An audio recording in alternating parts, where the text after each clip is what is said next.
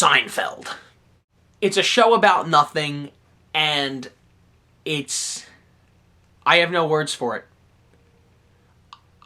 I am speechless. I am without speech. The real Seinfeld fans get that joke. But no. Okay, here's the thing. My dad watched this show in the 90s, and I would occasionally watch it too. I wasn't a mega fan of the show yet in the 90s, because I really didn't get a lot of the jokes, but when I understood it, I would laugh. And the episodes I watched when I was a little kid, like 4 or 5 years old, I remember the Bubble Boy.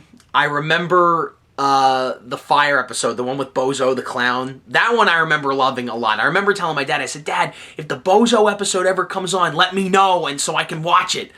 You know, when that fire goes down and George is pushing all the kids out of the way to get out. That one I remember. I remember being a kid. I remember the one where George gets the toupee and Elaine throws it out the window. I remember that one. That one I remember laughing very hard too. Even as a little kid, that was funny. Yeah, I remember that one. I remember a couple of episodes. The Junior Mint I remember watching a lot. That one as a little kid. But it wasn't until Seinfeld started coming to DVD. And once it came to DVD, I remember I wanted to get... Here's the thing. I didn't intend on buying every season of Seinfeld. I just wanted to buy the 4th season, because when season 4 was coming out, I wanted to buy it because I thought the fire episode was on there. I just wanted the fire episode, the Bozo the Clown episode, because that was my favorite one at the time. And I bought season 4, and I found out it wasn't on that season. It was in the 5th season, and that had yet to be released. So I bought season 4, and I started to watch the 4th season. And there were a lot of episodes in that season that I did see as a kid. The Bubble Boy was in there. The Cheever Letters was in there. I remember the Pick episode I had seen as a little kid. That one was in there. The Junior Mint one was on there. So there were a lot of episodes that I had seen as a kid, and I remember I was watching them over again. And it dawned on me, you know what? I do like Seinfeld. I didn't realize I was a mega fan of the show yet. Now, my uncle had seasons 1, 2, and 3 on DVD already. I didn't. I just had the 4th season. And later that Christmas in 2005, in December of 2005, I got the 5th and 6th season and seasons 1 and 2 and 3 on DVD. And I was so happy that I got them, and that was when I really became a fan of the show. But that same year in 2005 is when I started making television shows. Because this was 2005, so I had Seinfeld, which was already making an impact on me. I was watching Maude at the same time, getting into that, and Different Strokes, and getting into that. So all 3 of these shows combined, plus The Honeymooners, I had already loved that for a long period of time.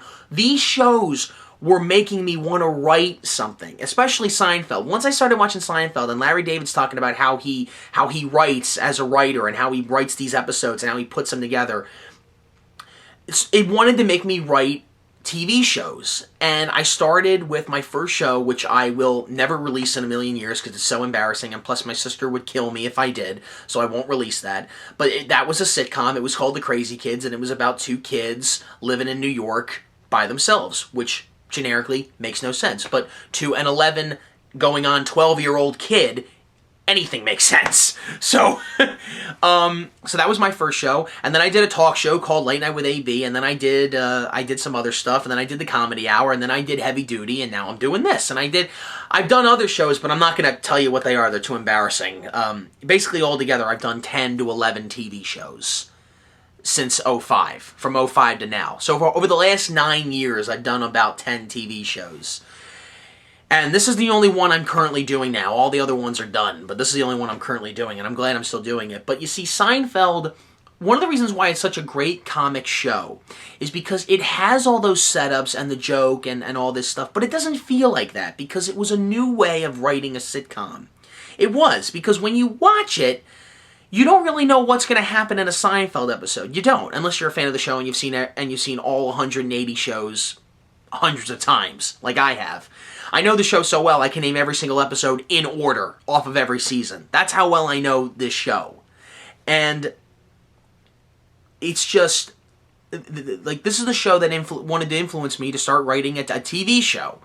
And make DVDs, and make seasons, and write the next shows. And this was the show that made me want to do that. and the movie thing was kind of dying out a little. I was still making movies, but then I started writing TV shows at the same time, at age 12. And this was the show that made me want to do it. Now, a lot of people say, oh, Jerry Seinfeld's not so funny. As a comedian, I think he's okay, but when he plays himself on the show, he's playing an alternate version of himself on the show, you know, where everything works out for him. That's what makes him funny as hell. Kramer, you all know this character. There are no words to describe how funny he is. George Costanza, no words to describe how funny he is. Elaine, no words to describe how funny she is. All these things, like, you know what Seinfeld is like? And I've said this for a long time. Seinfeld in the 90s is equivalent to what the Beatles was in the 60s. The Beatles lasted 9 years, Seinfeld lasted 9 years, and you can't imagine one of these actors without thinking of the rest of the team. Same thing with the Beatles.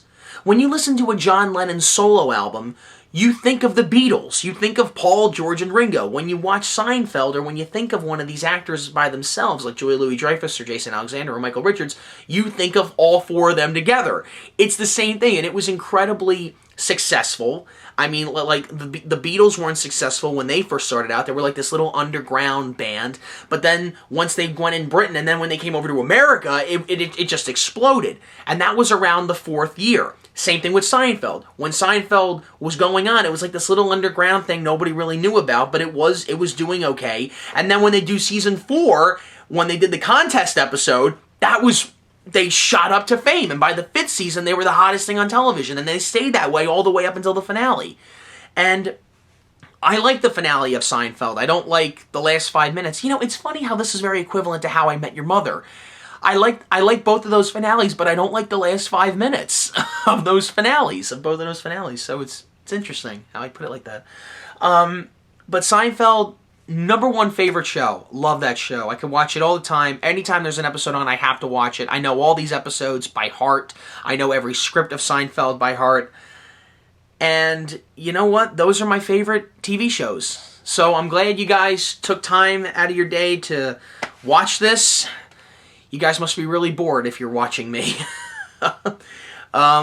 So yeah, that's my favorite TV show, and hopefully next time I won't go on a 4-month hiatus. Next time maybe a 2-month hiatus. I don't know. So, until then, later.